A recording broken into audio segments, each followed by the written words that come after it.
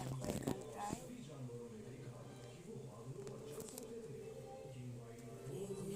এখানেও দেখো আম, এই 1 থাক 2 থাক, এই 3 থাক।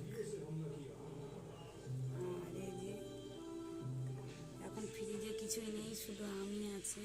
তো দেখো এই আমগুলো শেষ হলে দাদাভাই বলেছে আর আনবে না, এই লাস্ট।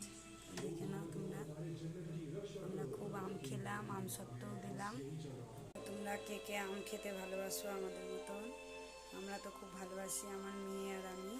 তোমার দাদাভাইও ভালোবাসে, কিন্তু সুগার হয়েছে বলে আম খুব একটা খাই না, একটু একটু করে খাই। আমার ছেলেও ভালোবাসতো, আমার ছেলে আজকে চলে গেল, তো থাকলেও ও খেত। তোমরা কে কে আমাদের মতন আম খাও কমেন্ট করে জানিও। আমরা তো ভীষণ আম খাই, জানি না কেন, খুব ভালো লাগে।